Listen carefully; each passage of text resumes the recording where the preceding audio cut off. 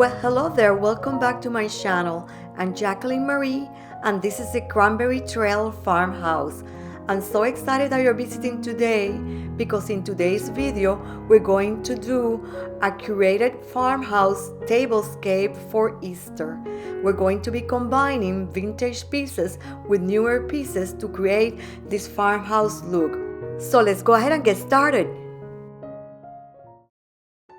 I already took out all the items that I'm going to use to set up this tablescape. I'm going to use these beautiful placemats that are from Home Goods. I'm going to use some vintage pieces that they were from my mother, like these beautiful glasses. These glasses are over 65 years old and they still look great. I'm also going to use these beautiful green plates that I bought in Salt Lake City when I lived there about 20 years ago. I'm also going to use this silverware that is from Home Goods. For the plates, I'm going to use my regular daily china that is a Mikasa china that I got at Costco.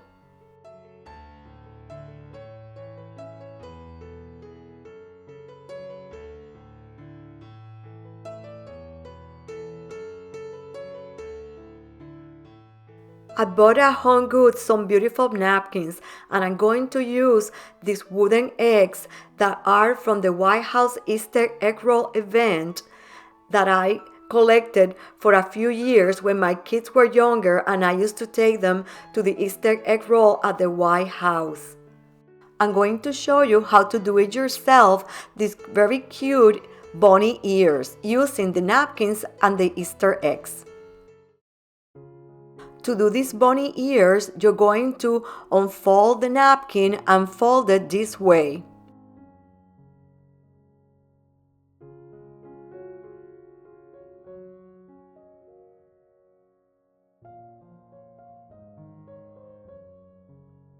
After folding and rolling the napkin all the way, you're going to make a letter U with the napkin, and at the bottom, you're going to place the Easter egg.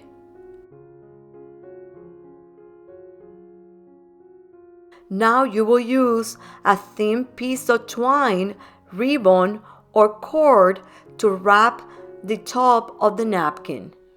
I'm using a thin piece of ribbon to wrap the napkin around.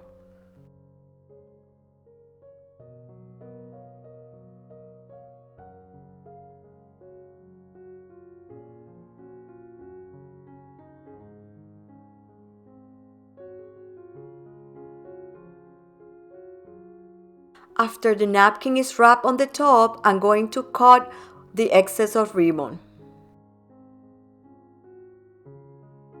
I got at Hobby Lobby some paper white flowers and some green leaves, and I put them together to add it to the top of the napkin to hide the ribbon.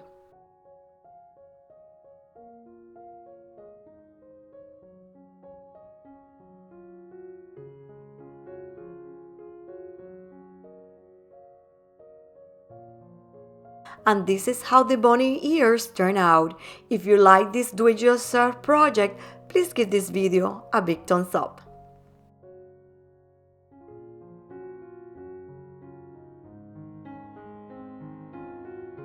Moving on, we're going to start doing the beautiful tablescape.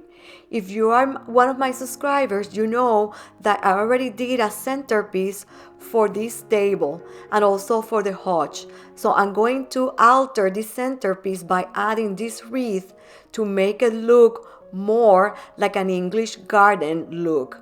So I'm going to add this beautiful wreath that I got at Home Goods on sale for $8.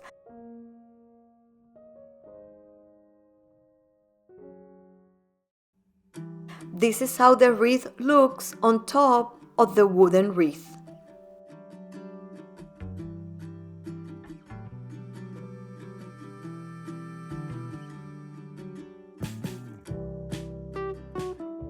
Now we're going to start to assemble the tablescape. We're going to add these beautiful placemats that are from Home Goods.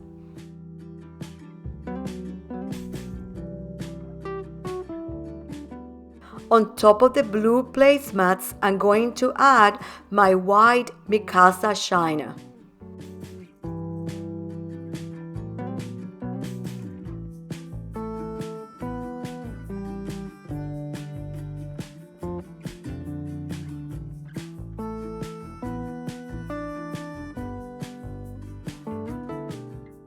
Now I'm going to add my vintage plates. For a curated decor, each piece of accessory is brought together to create a beautiful and cohesive look. In this case, I have different plates, but all of them are in green color. Instead of everything being perfectly matched, a curated looks appear less planned and looks like everything has been collected over the years.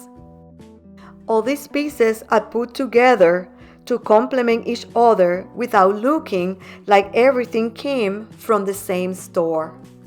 To complement the decor, I'm going to add now the vintage glasses that they were from my mother. These glasses are in pale green and pale aqua. The color of the glasses complement the green dishes and also the blue table runner. By having all the decor not matchy-matchy, it creates more interest on the tablescape and also a conversation piece during dinner. Now I'm going to add the golden silverware. I decided to use a gold tone for the silverware because the glasses have a van in gold, so that will complement each other.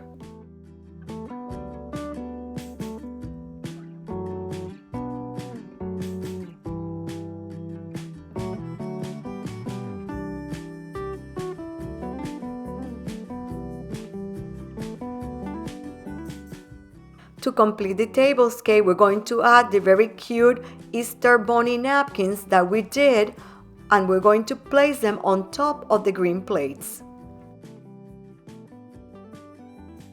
So now let's go ahead and take a look at the entire dining room to see how the curated Farmhouse Easter tablescape looks.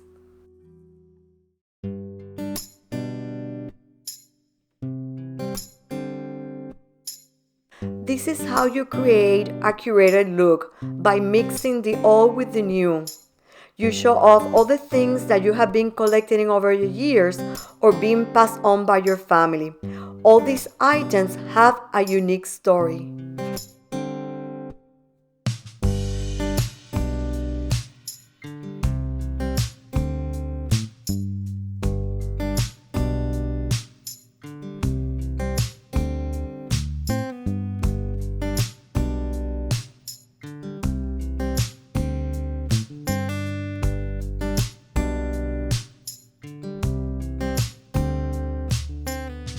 If you are enjoying this video, please be sure to subscribe so you will not miss additional episodes that are coming along in the next few days.